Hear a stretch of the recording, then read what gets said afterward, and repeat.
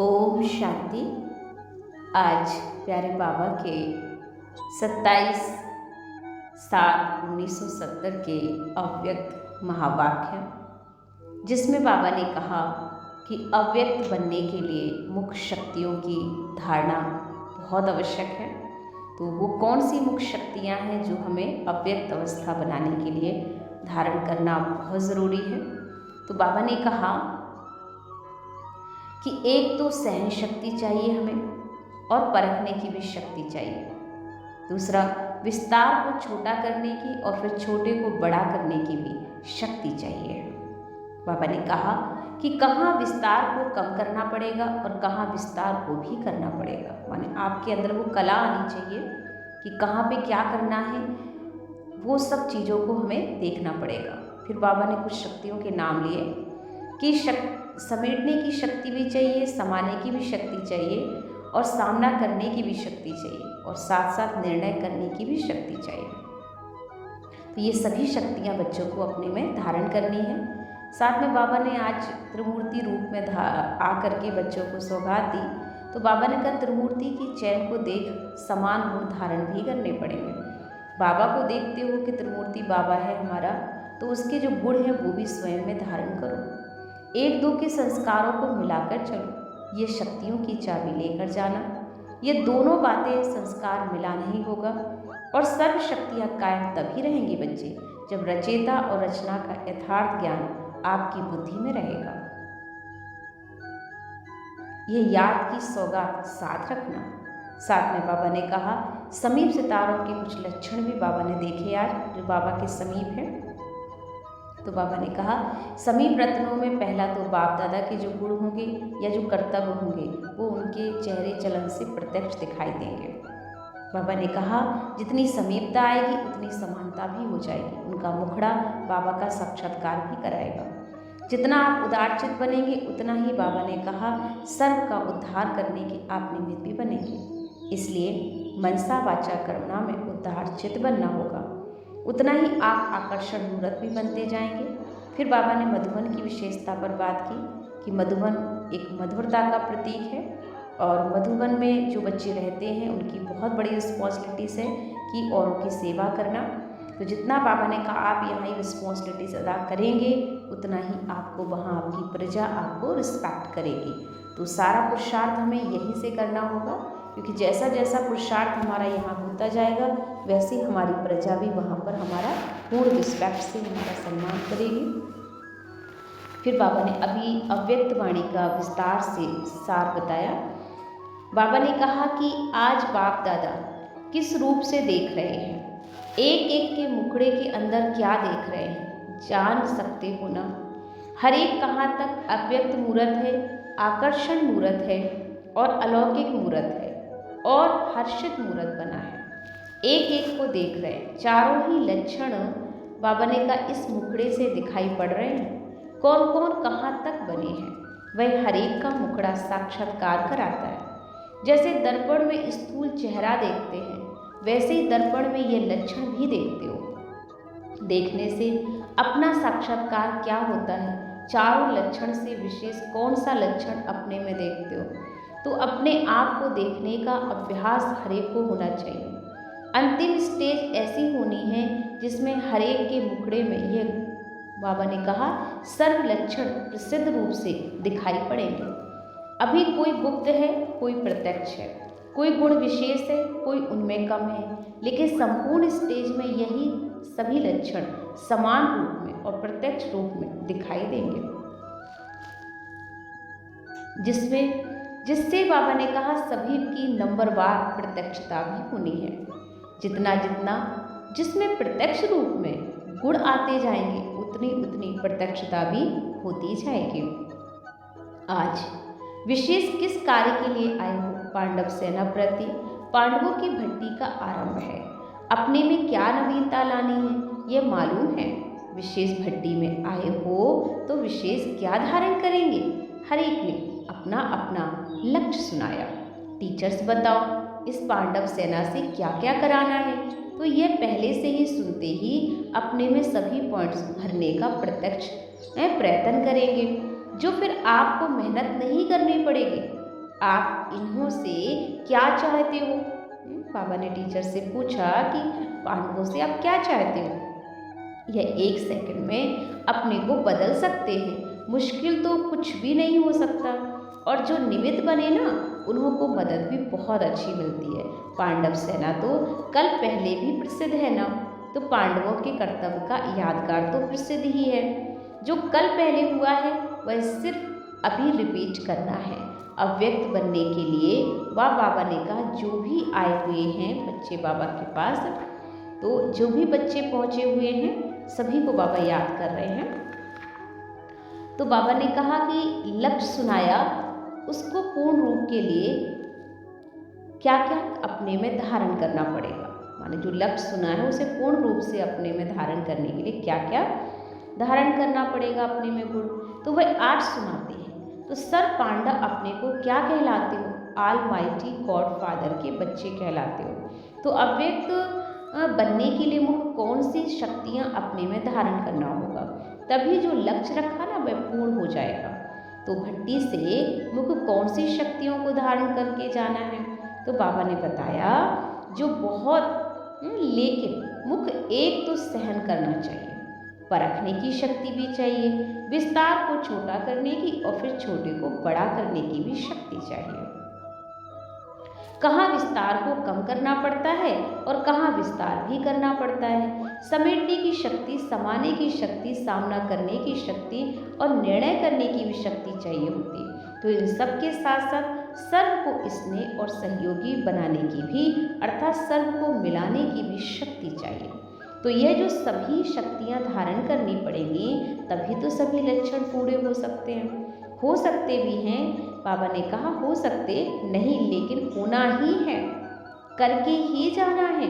ये निश्चय बुद्धि के बोल हैं। बाबा ने कहा ये करना है, होना है। ये कौन से बच्चे हैं? ये बच्चे हैं निश्चय बुद्धि बच्चे। इसके लिए एक बात विशेष है, रूहानियत भी धारण करनी है, साथ साथ ईश्वरीय रुहाब भी हो। ये 2 बातें धारण करना और एक बात छोड़ना है। वह कौन सी बात है? कोई ने कहा रौब छोड़ना है, कोई ने कहा नीचपना छोड़ना है। अरे ये तो कहाँ कहाँ अपने से फेत ना होने के कारण कई कार्य को सिद्ध नहीं कर सकते हैं।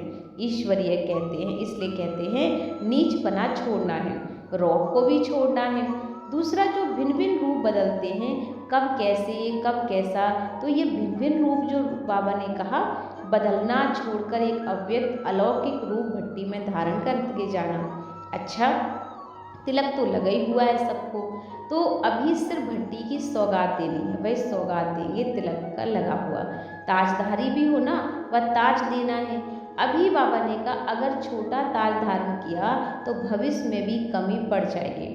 भट्टी में विश्व महाराजन बनने के लिए आए हो, सभी से बड़ा ताज भी विश्व महाराजन का ही होगा।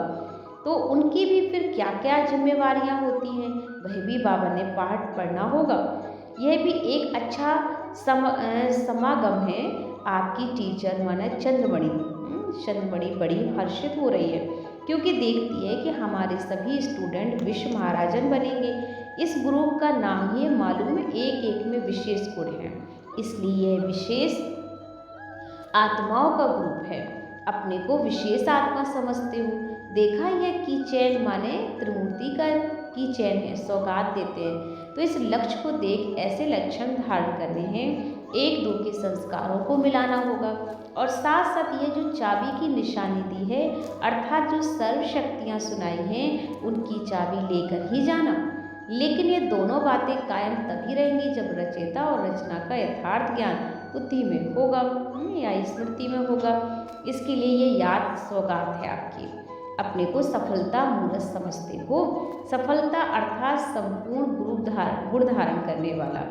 अगर सर्व बातों में सफलता है तो उनका नाम ही सफलता संपूर्ण मूर्त। सफलता के सितारे होना, उसी स्मृति में रह कार्य करने से ही सफलता का अधिकार प्राप्त होता है। सफलता के सितारे बनने से सामना करने की शक्ति आती है। सफलता को सामने रखने से समस्या भी पलट जाती है और सफलता प्रैक्टिकल में भी हो जाती है। तो समीप सितारों के लक्षण क्या होते हैं? जिसके समीप है ना, उन समान बनना है। और समीप सितारों में बाप दादा के गुण और कर्तव्य प्रत्यक्ष दिखाई पड़ेंगे।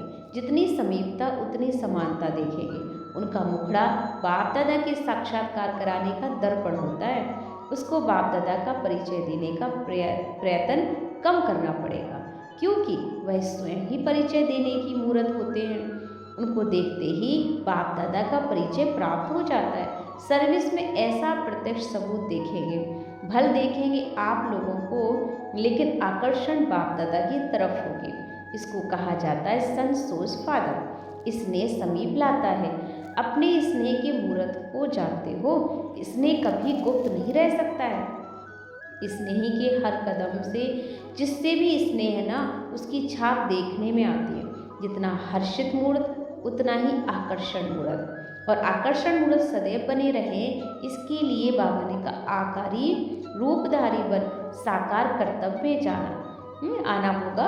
और अंतर्मुखी एकांतवासी ये लक्षण धारण करने से जो लक्ष्य रखा है उसकी सहज प्राप्ति हो सकती है। साधन से सिद्धि होती है ना, तो सर्विस में सदैव संपूर्ण सफलता के लिए विशेष किस गुण को सामने रखना पड़ता है? साकार रूप में विशेष किस गुण के होने के कारण सफलता प्राप्त हुई? उदारचित। जितना उदारचित होंगे उतना सर्व के उद्धार करने के निमित्त बन सकते हो, और उदारचित होने से सहयोग लेने के पात्र भी बन जाते हो। ऐसा समझना चाहिए कि हम, बाबा ने कहा सभी बच्चे इस भाव से अपने आप को देखो कि हम बच्चे जो इस काम के निमित्त बने हैं, तो बाबा ने कहा सर्व आत्माओं के उद्धार करने के निमित्त हो। इसलिए हर बात में उदारचित, मनसा में भी, वाचा में भी और कर्मणा में भी उदारचित बनना होगा। संपर्क में भी बनना होगा। बनते तो जा रहे हो ना, और बनते ही जाना है। जितना जो उदारचित होता है ना, उतना वह आकर्षण मूर्त भी होता है। तो इसी प्रयत्न को आगे बढ़ा के प्रत्यक्षता को लाना होगा। मधुबन में रहते भी मधुरता और बेहद की वैराग वृत्ति को धारण करना होगा। ये मधुबन का भी मुख्य लक्षण है। इसको ही मधुबन कहा जाता है। बाहर रहते भी अगर यह लक्ष्य है तो गोया मधुबन निवासी हैं। जितना यहाँ रिस्पॉन्सिबिलिटी लेते हैं उतना वहाँ प्रजा द्वारा भी रिस्पेक्ट मिलेगा। सहयोग लेने के लिए स्नेही बनना है। सर्व के स्नेही, सर्व के सहयोगी। जितना बाबा ने कहा जितना चक्रवर्ती बनेंगे उतना सर्व के संबंध में भी आ सकते हैं। इस गुरु को विशेष चक्रवर्ती भी बनना चाहिए, क्योंकि सर्व के संबंध में आने से सर्व को सहयोग दे भी सकेंगे और सर्व का सहयोग ले भी सकते हो। तो हर एक आत्मा की विशेषता देखते, सुनते, संपर्क में आते वह विशेषताएं स्वयं में आ जाती हैं। तो प्रैक्टिकल में सर्व के सहयोगी बनना, इसके लिए पांडव सेना को चक्रवर्ती बनना पड़ेगा। योग की अग्नि सदैव जली रहे, इसके लिए मन, वाणी, कर्म और संबंध, यह चारों बातों में रखवाली करना पड़े। फिर बाबा ने कहा ये अग्नि जो है अविनाशी रहेगी। बार बार बुझाएंगे और जलाएंगे तो टाइम वेस्ट हो जाएगा और पद भी कम होगा। तो जितना स्नेही उतना शक्ति भी रखो। 1 सेकंड में आकारी, 1 सेकंड में साकारी बन सकते हो। यह भी आवश्यक सर्विस है। जैसे सर्विस के और अनेक साधन है ना, वैसे ही एक प्रैक्टिस भी बाबा ने कहा अनेक आत्माओं के कल्याण के लिए एक साधन होगी। इस सर्विस से कोई भी आत्मा को आकर्षित कर सकते हो। इसमें कुछ खर्चा भी नहीं है। कम खर्चा वाला मशीन ऐसी योजना बनाओ। अभी हर एक में कोई ना कोई विशेष शक्ति है, लेकिन सर्व शक्तियाँ आ जाएंगी, फिर क्या बन जाएंगे? मास्टर सर्वशक्तिमान। तो सभी गुणों में श्रेष्ठ बनना है। इष्ट देवताओं में शक्तियाँ समान रूप में होती हैं, तो यह पुरुषार्थ बच्चों को करना होगा। तो खास हमने आज जो बाबा से सीखा वो इसी बात को लेकर के कि हमें कैसे अपने अंदर वो शक्तियाँ धारण करनी है, और जैसे जैसे हमारे अंदर वो शक्ति आती जाएंगी तो हम आकर्षण मूर्त भी बन जाएंगे, अलौकिक मूर्त भी बनेंगे, हर्षित मूर्त भी बन जाएंगे और अव्यक्त मूर्त भी बन जाएंगे। तो ये बाबा का खास आज का होमवर्क रहा, जिसे हम सारा दिन अटेंशन से पूरा करेंगे। ओम शांति।